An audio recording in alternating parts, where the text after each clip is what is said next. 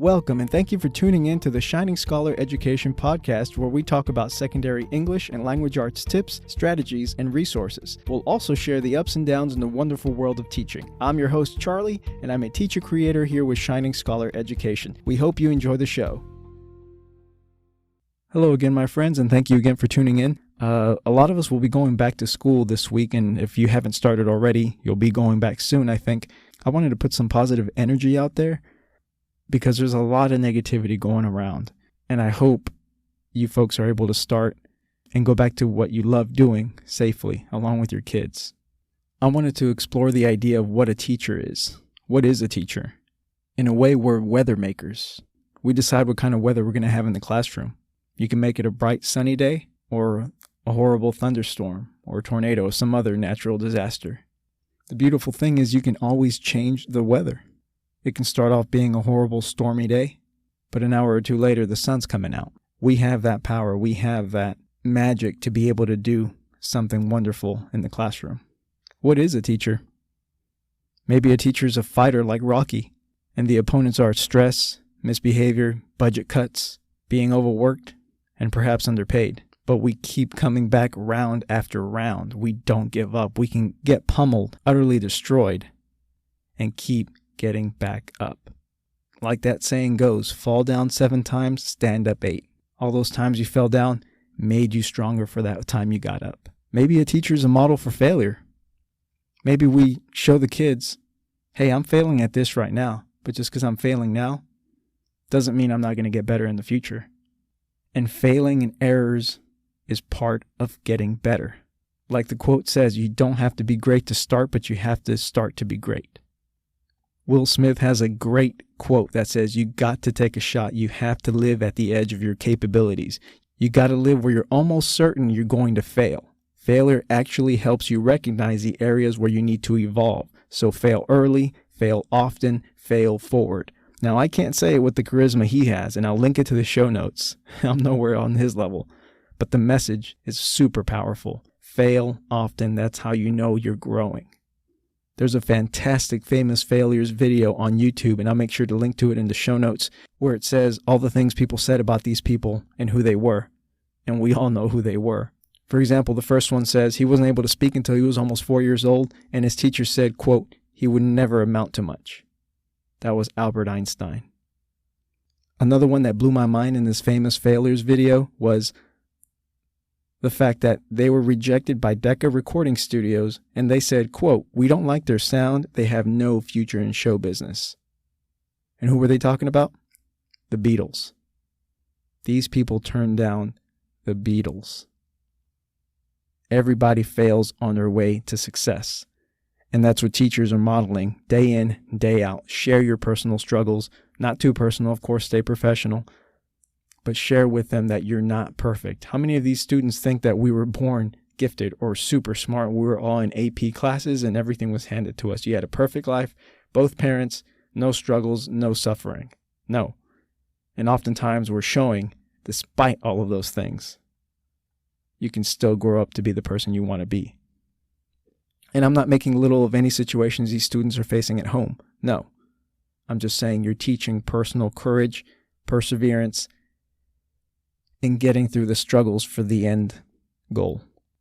So we go back to, what is a teacher? Maybe they're a magician.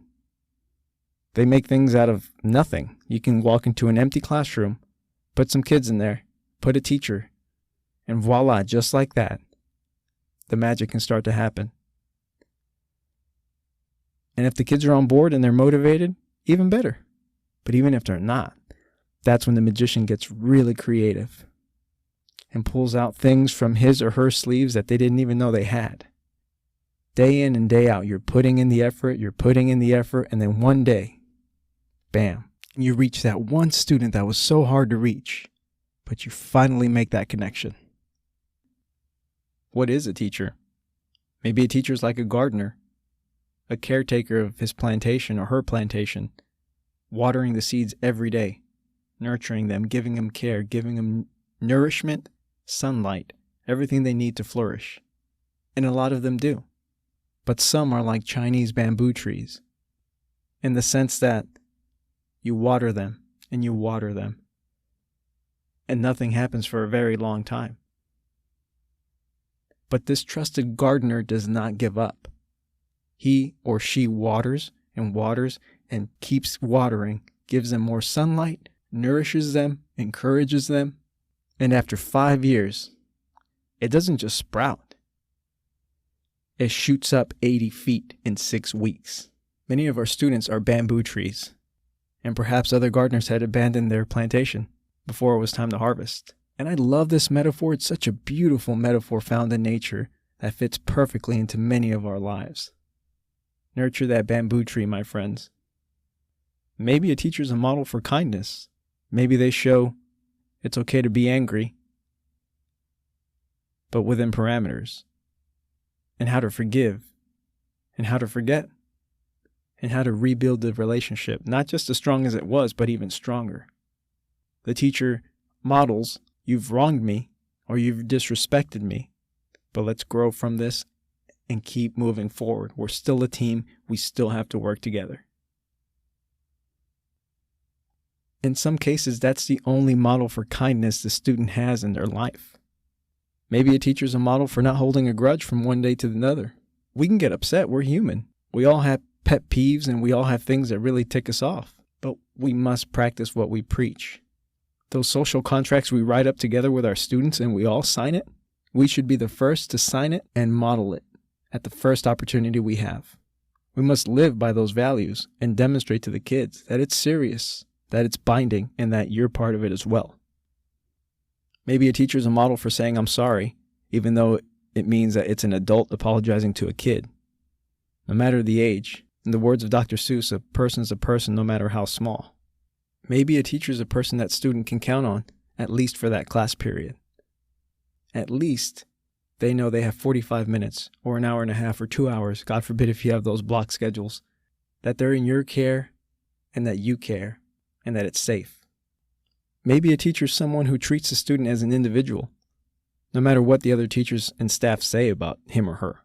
We don't listen to the negativity when they look at your class roster and say, oh, you have so-and-so, ooh, that's going to be rough. No, you take your experiences as your own and leave everyone else's to them. Your path is not their path, and their path isn't yours. They don't have to understand it. They don't have to agree with it. You know your kids. You know what your goal is. Stick to that. Maybe sometimes the teacher is the only positive adult that student sees that day. Who knows what goes on at home? Who knows what goes on in the cafeteria, in the restroom, at recess or outside, in gym? For some kids, our classroom might be the only sanctuary they have for that day. Imagine, out of 24 hours, you have 45 minutes to where you can really feel at home. And I've heard students tell teachers, I feel more at home in the classroom with you than at my own house. And that says a lot.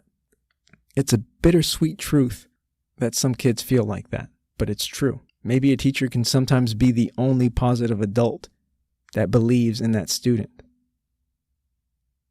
Maybe the teacher's the only cheerleader that student has.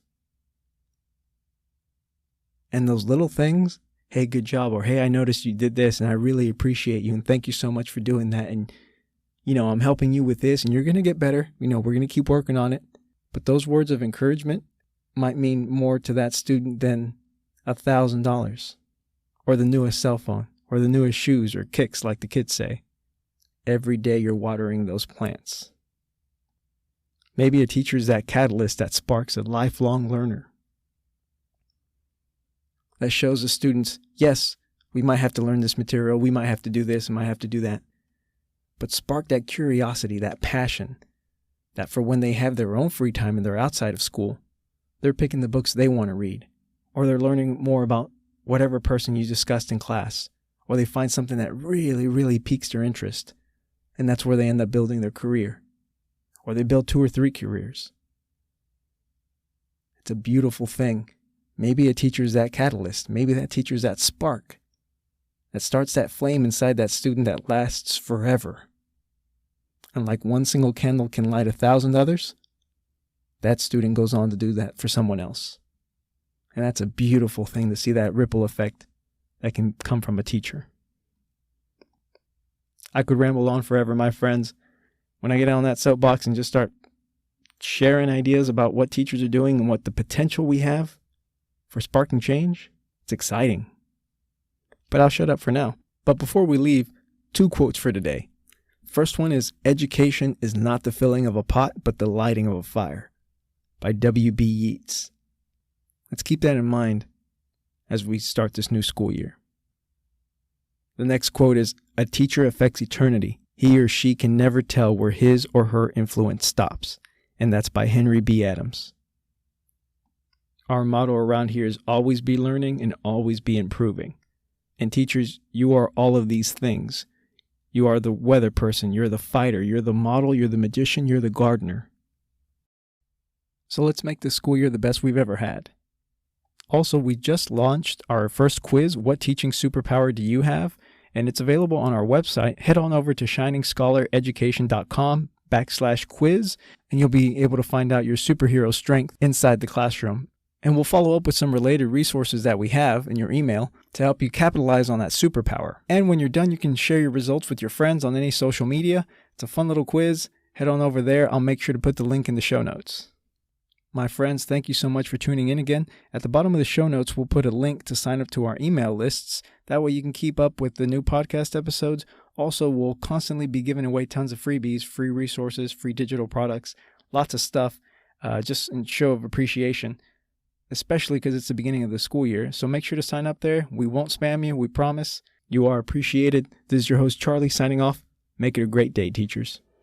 Thank you again for tuning in. And if you enjoyed the show, please like, subscribe, share, and consider leaving a review. It really does help. We make resources for teachers by teachers. Check us out at shiningscholareducation.com and at our Teachers Pay Teachers store as well. We'd love to hear from you, so email us at shiningscholareducation@gmail.com to share any questions or topics you'd like on the show. Thank you for all you do, teachers, and keep changing the world.